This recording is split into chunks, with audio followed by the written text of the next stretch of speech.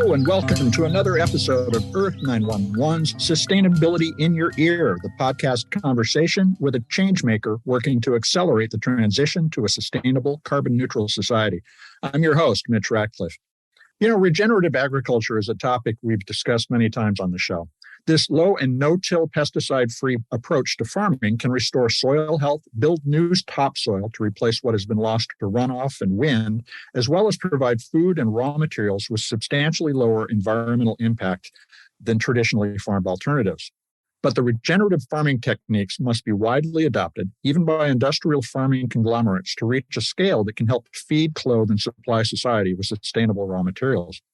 We're pleased to have a return guest, Frank Zambrelli, Executive Director of Fordham-University's Gabelli School of Business, Responsible Business Coalition, back to talk with us about how and why business should encourage the widespread adoption of regenerative agricultural practices. You can learn more about Fordham's Responsible Business Coalition at fordham.edu. Look in the industry collaborations menu for the organization, and you'll find useful resources that you can read, watch, and learn about regenerative agriculture and its role in fashion and other industries. Welcome back, Frank. How are you doing today? I'm doing very well. How are you doing?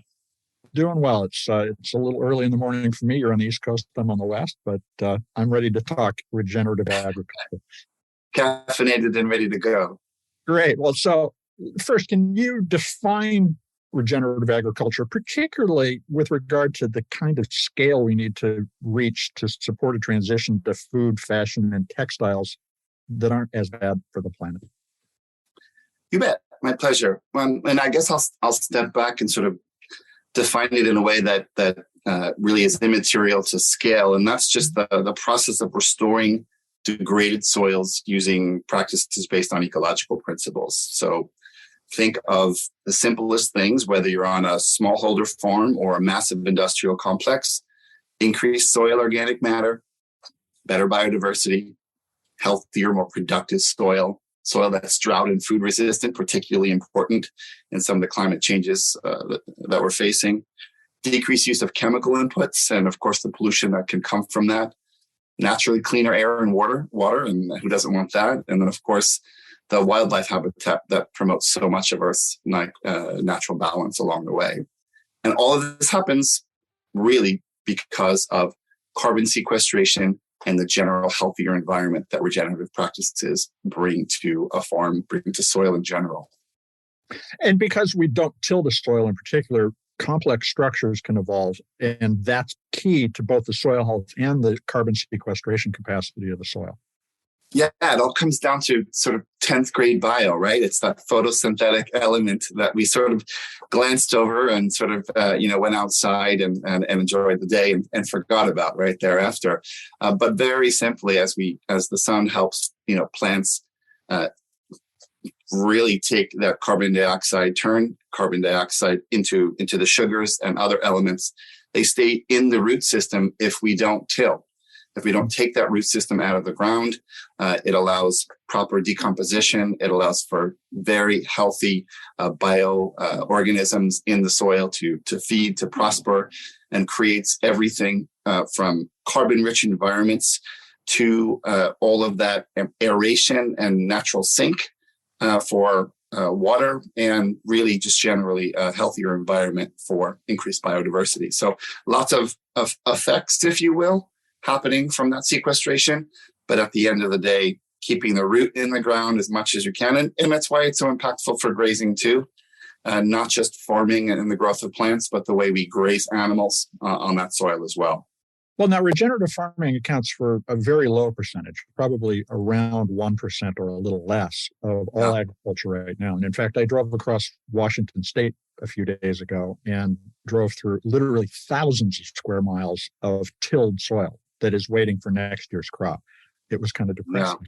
Yeah. Yes. How do we get there? How do we get there from where we are today? What is Fordham doing in particular to engage the agricultural industry? Yeah. So the maybe two answers there. How Fordham is helping the world get there, how the RBC is helping industry get there, is really by connecting them collectively to regenerative opportunities. As you can imagine, when you're in the C-suite running a large public retailer or a big brand, there's a big abyss between you and the farm and that sort of origin of the raw materials. But as you get through the organization, as you start thinking about the merchandising, as you start thinking about the people responsible for your ESG platform, there are definitive connects because there are some terrific regenerative programs out there that allow us as an industry, the apparel industry, the leather industry, connect to people, practitioners who are doing it better, who are doing it more regeneratively. So the RBC works to create through its coalition these collections of activities and then steer the industry towards them for an eventual transition of their raw material acquisition so that they can start sourcing regenerative cotton, start sourcing regenerative leather, and do it collectively so we get some scale. So are those connections facilitated primarily by creating a directory of that kind of information, or are you actually convening events in order to have these conversations? Yeah, so we work collectively and individually. So there are, think of it initially like a lit review. Think back to grad school, right? What is out there that's working? What is out there that has some limited scale? And there are terrific programs, across the industry and outside of the industry that need a little bit of a bullhorn, right? They need some amplification. So how do we aggregate those, introduce those to the CEOs, introduce those to the community? Help them support some of them that might need some support, whether that's just simply by participating in the acquisition of those raw materials or supporting some of the foundational work, philanthropically, where some of that work is needed, but find the number of connects to programs all around the world. And some of them are really growing exponentially in these last recent years. Regenerative is sort of where sustainability was collectively 10 years ago. Hot topic, lot of misinformation, not a lot of clarity about how to engage in it. But in the last 18, 24 months, regenerative is the new black, as we say in fashion. It's hotter than a pistol, and people are finally awakening to what it is, what it could mean for us, and how to finally get connected to it. Well, and the film Kiss the Ground really kicked off that awareness, I think. Thank you, Woody Harrelson. All right. The man who saved the world. But the question I have, and this is true as we talk about sustainability in the economy more broadly, as well as regenerative within the agricultural industries. As we transition from one form of energy and one set of practices to another, can the industrial farming structure actually support this? Or do we start to dissemble and regionalize our agricultural practices again so that more smaller farms, a smaller footprint farm predominates? How do you envision agriculture changing as a result of that? I really don't see this having us make a choice so much. Sure. I see all of that happening. I see even here in the States and other well-developed economies, I see the reintroduction of smallholder farming. I see this massive shift, even around urban centers, to local connections to the land. But of course, we know the industrial farming, the industrial agricultural complex will have to change if we're going to have any broad-scale impact and effect. The beautiful thing about regenerative, say, versus organic or other fantastic programs, is that it is simply about restoring the soil, restoring the lands. You can be regenerative and not be organic. So there are, different opportunities, even for a large industrial agricultural complex, to support soil health without minimizing its scale, without radically minimizing its yields. You might have some short-term reduction, but long-term, we're seeing as much as 30% increase in yields. So for these large facilities that basically all day drive themselves towards efficiency and yield productivity, here's maybe the latest tool in the toolbox to actually ultimately do that. Because first year, second year, absolutely, we've got some softening. By third, fourth, and fifth year, we're seeing tremendous yield increases. And who running a 10 million or frankly a $500 million farming complex isn't looking for even 3% yield increases, no less 10, 20, or 30. Now, do you have examples that you can point to of last time we talked, it was about primarily fashion. So let's say the cotton industry. Are there large cotton producers that are moving towards regenerative practices? Yes, there are, I think, large businesses that are engaging their farming communities to engage in regenerative practices, which is perhaps even more important because it's different if a mid-sized farmer makes a decision than if Pepsi makes a decision, or if Nestle makes a decision, or if U.S. Cotton makes a decision. So that's really where we're seeing it happen, and that's happening for, I think, two very important but distinct reasons. One is, I think, the sort of recognition that we have to protect these lands, that climate change is a real factor that's challenging the planet. The other, I think, is purely financial. And that's a combination of the potential of resource scarcity that many of us are facing in the raw material sectors, the volatility in pricing that brings, as well as the regulatory pressure on GHGs and carbon, which are causing every industry to find every way possible to get closer to those targets that they're now announcing publicly, to improve those numbers that they're going to have to start disclosing publicly. So there's a bit of a means to an end here as well, because as we know, regenerative farming or soil sequestration of carbon is really one of the major opportunities we have for GHG mitigation, for carbon sequestration, for the climate crisis mitigation. Now, you were talking about reporting a moment ago, and we're all familiar now with ESG reporting and the idea of reporting scope 1 and 2 emissions and the associated risk. But we don't really report at this point the progress a company is making overall. It's more about how bad could it get for the company.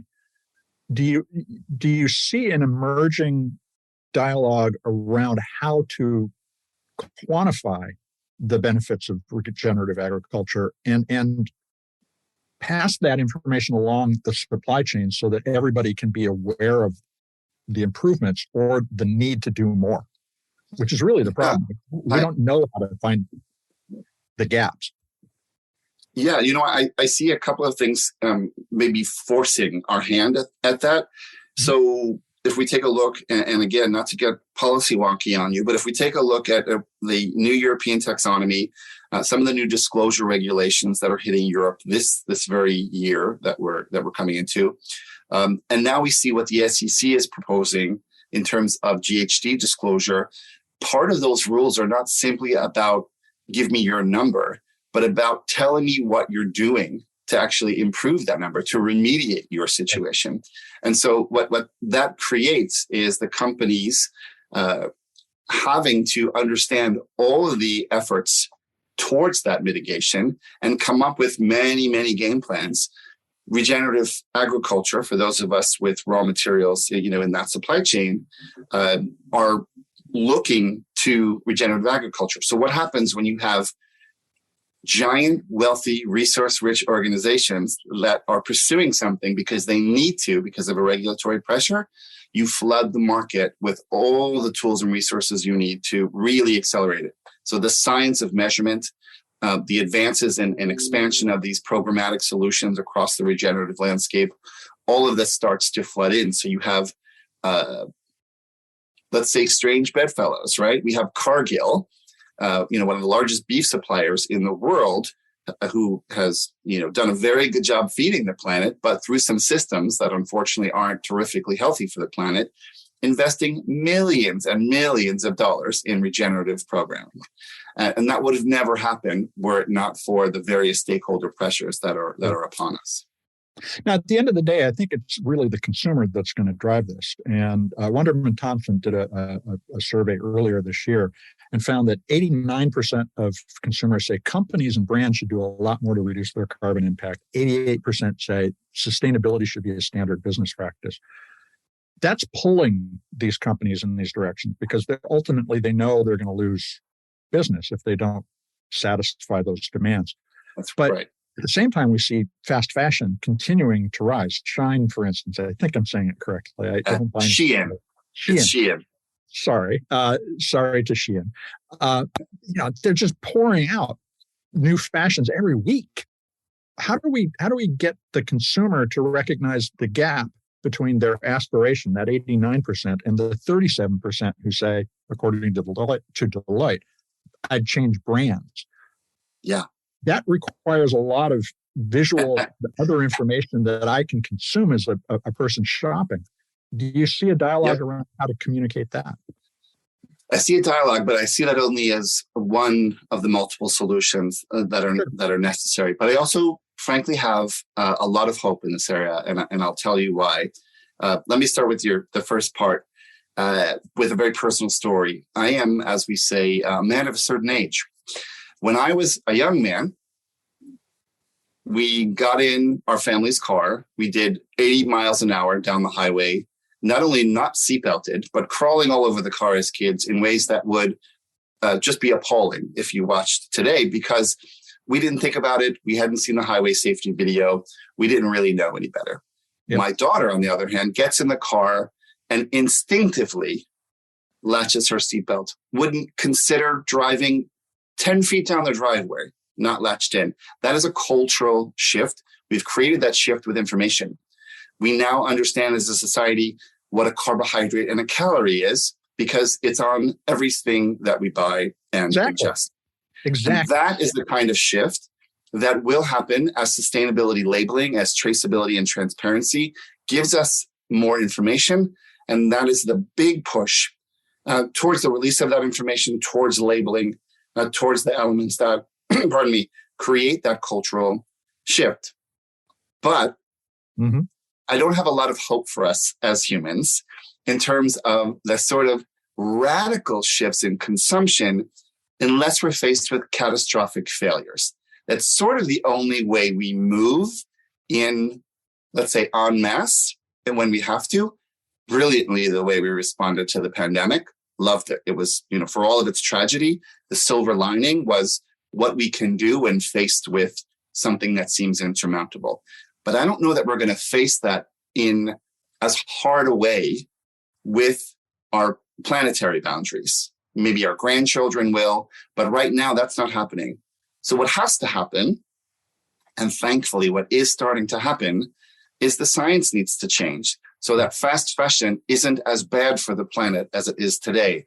And so, listen, I could rip apart fast fashion as easily as the next guy. I've been in fashion and sustainability for more than a decade. There is no denying some of the ills. But you know who's investing more in sustainability, in recyclability, in preferred fibers, and regenerative agriculture more than any other part of our industry? Fast fashion brands. Shein is devoting tens of millions of dollars into take-back programs, into recycled polyester. They have 50% conversion goals in the next 5 to 6 years, and probably will beat them. So I'm not here to defend fast fashion, because clearly parts of it are indefensible. But the efforts underway, again, large, wealthy, resource-rich companies, I can't tell you I know exactly the reason they're doing it, but sort of in a Machiavellian way, the end justifies the means. If they're going to be the ones to get us there, then so be it. We will have to change the science to manage the problem before humanity changes the culture at such a large scale that consumption is no longer the problem. Well, let's hope that we can do that before our grandchildren confront really hard limits, because that's the thing that that I'm doing this for. I hope we can make that change. Let me take a quick commercial break. We're going to be right back to continue the conversation. We're back to continue the conversation with Frank Zambrelli of Fordham-University's Gabelli School of Business's Responsible Business Coalition. There's a mouthful. Frank, what's your advice to a clothing maker who's considering how it's going to source raw materials over the next decade? And I mean in terms of really thinking about the next decade. Is sustainability going to be the essential difference maker in the market for those young consumers who are aware of the approaching limits? I certainly think so. And we're seeing evidence of that. What's happening, Mitch, is sustainability or environmental social impact in general is becoming, and I said this a bit earlier, this new tool in the toolbox. So if I am a merchant, if I am a designer, suddenly the innovation in ESG and really just the concept of more responsible fibers, more responsible materials is a new place for me to play. And I don't say that in a discounted way, or to minimize the efforts that these people make. But we're always in the design world looking for that 65th color in the Crayola box, right? We've used them all already. We want the next one. The idea that I can innovate in biosynthetic leathers, the idea that I can innovate in grown materials, in new plant-based innovations, the idea that I can convert a fiber to a stronger, sustainable or organic fiber, the idea that I can actually create a whole second opportunity in a channel of distribution as a merchant by reselling my own goods more than once and invoking circularity into my business. Frankly, even as a CFO, the idea that my cost of goods can go to zero the second time I sell that and my gross margins go to 100, that's titillating if you're in the finance office, right? So suddenly this idea of sustainability as a value driver really decouples the use of virgin materials from growth. Well, and that also brings us back to the question of how do we communicate that? Because the play you're talking about is the new story. Yes. The story of how we've made what we use and consume is always evolving. But the question is, does something like regenerative agriculture as a term of art translate into an actual impact for the brand's consumer relationship? How do you see the adoption of regenerative changing that brand profile? How would you tell that story? Yeah. I think there's a couple of ways. I'm thinking of Chris Kirsten, who is actually at the Savory Institute in their Land to Market program. He's one of the first people, a bit of a mentor in terms of the regenerative space. He showed me the science of regeneration, and he quoted a statistic, which you could go left or right of the stat itself, but essentially the power of carbon sequestration to actually heal the planet. If we were, and I know that's a stretch, but if we were to completely convert to regenerative agriculture, we would effectively eliminate the carbon crisis from this planet. So when you think of something that has that power, it suddenly creates this viability, this notion of connection, I think, because it has such a strong opportunity. At the same time, I equate this to the incredible job that the food industry has done in teaching us about the health of our bodies related to food, related to chemistry, related to agriculture. We are starting to, but need to really emulate that and do the same. While we may not be putting clothing in our body, it's certainly on our body all day long. So the idea that we could be putting more responsible fibers on our body, the idea that we could be creating a much healthier environment for even food production, because we're going to create a healthier planet, more responsible worlds for our children and our grandchildren. These, I think, are the elements that we need to educate the consumer about. And whether that's a sustainability label, whether that is an ad council program, and whether that is just to the point I made earlier, starting to use sustainability and regenerative in the features and benefits story that we tell about product, the same way we do in food, the same way we do in other ingredients labels in our own industry. Has the Gabelli School looked at how much impact on the choice of a job by potential employees sustainability and regeneration play today? Yeah. We talk always about what's happening in the space relative to the market forces. Mm-hmm. And we always mention these sort of four dominant stakeholders, consumers, employees, investors, and of course the regulatory pressure that we see. Employees are deserving of their own bucket, if you will, because of the power that they have. Now, of course, in this moment in history when unemployment has been so low and employees have more choice than ever, we see it. The stats, the surveys are incredible. More than 70% of employees have purpose of the corporation as a major checkbox in their filter, in their list of things that make them want to work for an organization. And they have the freedom and flexibility in ways that they never have to go elsewhere, to be elsewhere, to take a different job. They have less of a connection and a tie to some of the old tenets of employment, I need to come in. I need to give 110 of myself, 110% of myself. I need to work here till I'm old and gray. That is not the way the world operates anymore. And as a 25-year-old employee, as a 22-year-old brand new employee out of school, maybe, I am absolutely going to make sure that my mores and values are satisfied. I'm going to work hard. I'm going to deliver, but that's a two-way street. And this two-to-tango mentality is transforming the employees as a power. Now, in the past month, Patagonia announced a radical change in its corporate ownership. Essentially, they made Earth their primary stakeholder and shareholder. Right. But Patagonia has 50 years of having done that. Yes. The question I don't know exactly how to formulate. In fact, the funny thing is, one of my nieces works for Patagonia, so their internal passion is plain for me. But how would you recommend to a company thinking about embracing planet Earth as a part of their value chain, not necessarily the whole value chain?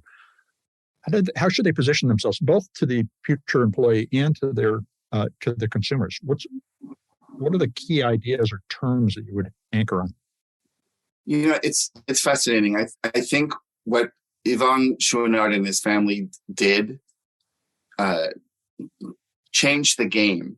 I talked earlier about that 65th color in the Crayola box. Mm-hmm. This is the same. It creates an opportunity to do something with your organization that wasn't in play before. Nobody was thinking of that as even an option. And while they are certainly in a league of their own, and I don't expect there will be many companies that would ever take that step, I do believe it sort of extended the boundary of what could be considered in terms of an organization's support.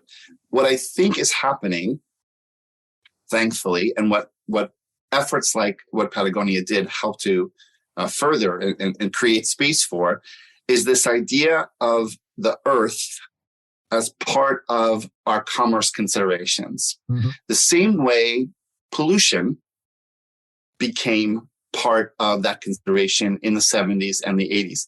Again, back to my childhood, not uncommon to drive through the streets of New York City, be stopped at a light in 1972, and watch somebody who had just eaten something in their car throw the wrapper out the window and have it hit the street without any condemnation. It was a normal affair. You would be horrified if you watched that today. Cultural shifts, we understood over time the impact of pollution on the planet. It changed the culture. That's no longer the zeitgeist. And that connection to planet Earth and how business impacts that Earth, I'd love to say it's the SDGs. I'd love to say it's been all of the efforts of these large multi-stakeholder organizations. I frankly don't think it has. I think it's business that actually creates that change. One of the things that Patagonia did early, and I think pioneered, is make their products interrogable. If you're shopping on their e-commerce site, you can see where it was made, how the employees were treated, the carbon impact, the water impact. Is that a great first step for a lot of businesses to think about, is to articulate all of that in a way that at least a consumer who's interested can start to dig in and discover more? I think more of that is going to be coming. Like I said, I think some of those elements are going to just become part of the features and benefits because they're a new way to convert a customer, especially a large swath of young customers. So the same way that you're telling me it was made in Italy, that it's 100% cotton, that it fits true to size, suddenly I'm going to see that it was made of regenerative cotton and that the organization is part of fair labor. Now, if I am a brand with a narrative that has very little to do with sustainability as its core principle tenet, then probably I'm not going to over-index in that because that's not what my brand's about, versus a Patagonia that has made it their life's mission because of the origin of the company. And I don't suggest that every company operates the way Patagonia does. We need a diversity of creativity in the world. But even at the company on the extreme other pole of, say, a Patagonia, is going to start seeing the benefit of the inclusion of some of that information simply because people are moved by it. So a lot of our listeners are probably thinking at this point, what should I buy? So what kinds of fibers are most likely to be regenerative at this point, and where would you look for them? Sure. I think if you're going all the way, sort of the full Monty, of course, is regenerative organic, which is a very, very small opportunity at the moment, but that is sort of the arc, the zenith of the arc in terms of preferred materials, because you have both a product that is completely clean, good for your body, good to be on your body, pesticide-free in that sense, not GMO in that sense, but at the same time, a product that the growing of that raw material actually helped heal the earth. It helped repair the soil. So regenerative organic, you're most likely to find that in cotton at the moment. That is sort of where we're seeing that. But that's the pinnacle. What about wool? What would you look for in wool? Because I wear a lot of wool. Yeah. There's increasingly regenerative wool products. There are now regenerative leather products. But I would say that we'll start to come to understand a couple of labels, the same way we understand USDA organic. We're going to start to understand the responsible wool standard from Textile Exchange. These standards that are ultimately certified that become sort of the good housekeeping seal of approval. Wow, I'm really dating myself today. But these sort of underwriters' laboratory listings, these signals that tell us this is okay. We're going to start to understand more and more if something actually was regeneratively supported, where those sheep grazed in a manner that was regenerative. So more and more we'll start to see frameworks and standards come to light, come to a consumer-facing part of the transaction, and that's going to continue to help shift behaviors. You mentioned the Textiles Exchange. There's also Land to Market and Fashion for Goods Renewable Carbon Textiles Project. Are there other certifications that people ought to be looking for? There are so many. I would say even just focusing on Textile Exchange for the moment, they have an organic cotton standard, a responsible wool standard, a responsible down standard. In the cellulosics market, like rayon and viscose, there's Canopy, which has really done a tremendous effort in terms of saving ancient growth forests. You have Land to Market from Savory, which has done just a remarkable job creating hubs all over the world that are helping farmers and agricultural organizations convert to this regenerative opportunity, and really creating the training for so much of the world. So incredible programs. Now, the last time you were here, you made a powerful case that the retailer is probably the most influential point in the entire supply chain because they place the big orders. But earlier in the conversation, you talked about the fact that companies now have the opportunity to demand different sources. How do you recommend communicating as a consumer the idea that you want the company who provides the retailer the stuff you buy to make a change? It's a more complex problem. It's the mighty dollar. Shop your values and you create the change. The thing about the way the world of merchandising and order management works is the numbers tell the story. If I am in charge of inventory, I buy the things that sold. If I'm a merchant, I'm given a line brief from the prior season or the prior year that tells me what to develop. That line brief is created by the financial goals the company needs to hit or the new direction they think they need to hit to grow.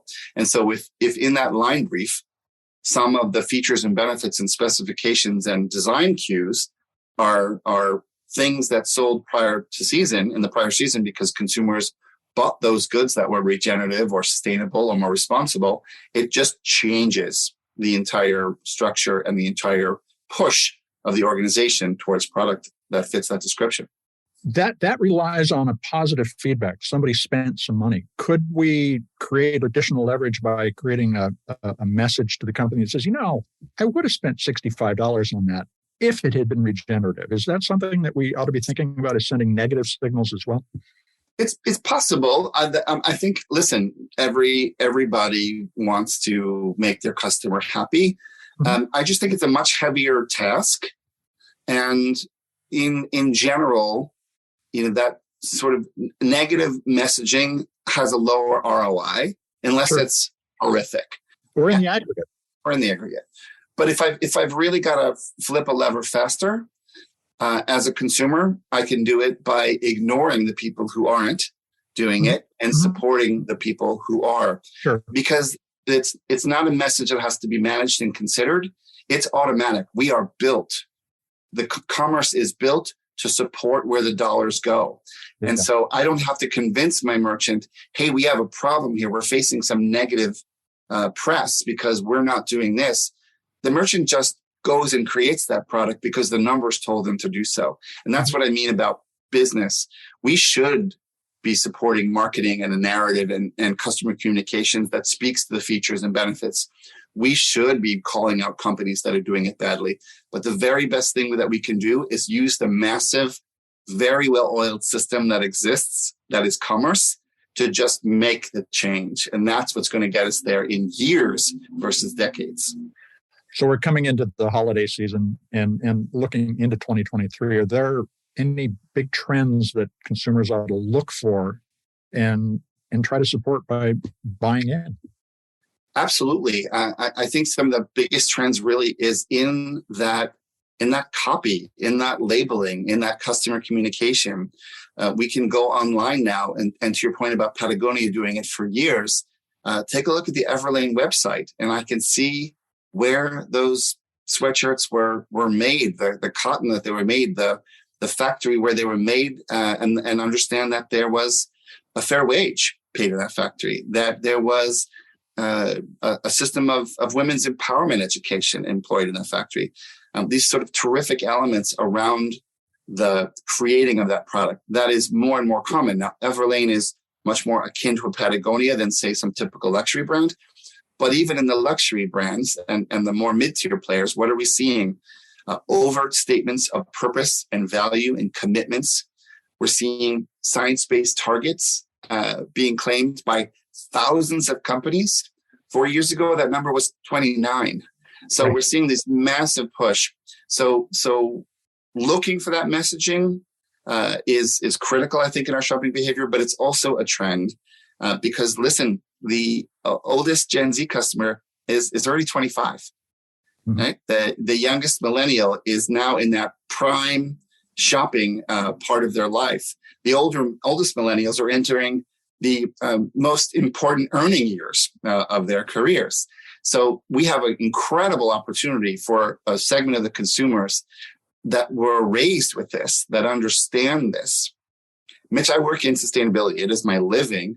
And my 16-year-old daughter schools me on a daily because I learned sustainability as a second language.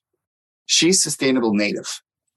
The same way as a 3-year-old, she grew up, walked up to the flat screen TV and tried to swipe it because she just assumed that it was operating that way, and it wasn't, and it surprised her. She's never not been sustainable. She's never not been in that mentality. Well, I'm hoping us old folks can get it too. But you're absolutely right. The progress of humanity has pulled us forward, but there's always this concern, and it's I guess this is the question. The hard question is, despite all of those commitments, a lot of people still don't feel enough is happening. Yeah. What's the lag time that you think we should reasonably anticipate between the time that these companies make this massive shift and we really see the outcome in the economy? Ooh. Is it a 5-year, a 10-year process? I mean, the lag time for a company that actively engages today is relatively quick. Within a 5-year span, we start to see massive shifts. We have 2030 goals throughout the fashion industry, as an example, many to net zero. So we're going to see significant shifts in this particular decade in that sort of 5 to 8 year span. Unfortunately, it's going to take more than a single industry or a series of industries. And I do believe we're going to miss some targets. I don't mean to sort of rain on the parade here, but I do think we're going to cross some planetary boundaries from which we won't come back. That's the sad truth. Our grandchildren will have a different Earth experience than we had. Different industries impacted in ways because of resource scarcity. They'll have different coastlines. They'll have different sea levels because we're just not going to make it in all areas. But we will also not, completely collapse as a planet and as a species because of the changes that are really exponentially increasing at the moment. And I do think as we start to cross those boundaries, I mentioned earlier that we're really only awakened by catastrophic failure. We're going to have a few of those. And when we have one or two of those, it will do a lot to speed up the pace of change. And let's hope at that point, regeneration is just a no-brainer. And the idea of not only absolutely ending carbon emissions, but restoring the environment that it was is a palpable goal for everybody. Frank, I want to thank you very much for taking the time today. Really my pleasure, Mitch. I always enjoy talking to you. We've been speaking with Frank Gabelli. He's the executive director of Fordham-University's Gabelli School of Business Responsible Business Coalition. The power of regenerative agriculture as a restorative investment for the future lies in the fact that it can be put into practice relatively easily to improve crop yields and profits from the same amount of farmland in short order, just a few years, as Frank explained. But as we also heard, there's a built-in lag time between when a company embraces environmentally responsible goals and when we see those results in the market. Frank points out, and I agree, that there will be many approaches to regeneration, which is essential to developing a diverse, sustainable agriculture for the future, both in the biological and socially responsible sense. The question is, how do we finance the transition? And as we heard, your spending sends a signal that can support regenerative investments. Look for the labels that Frank mentioned when shopping for this year's holiday gifts. They include the Textiles Exchange, Land to Market, Fashion for Goods, Responsible Carbon Textiles Project, and others. Or, to put it as plainly as possible, just buy less of the stuff that's bad for the planet. If a retailer doesn't provide information about the environmental impact of a product, look somewhere else. I hope you'll take a few minutes to share this show with your friends, family, neighbors, and coworkers as they get ready for the holiday season. You can be the amplifier that spreads more ideas so that we create less waste. Let folks know they can find Sustainability in Your Ear on Apple Podcasts, Spotify, iHeartRadio, Audible, and other fine purveyors of podcast goodness. We appreciate your support.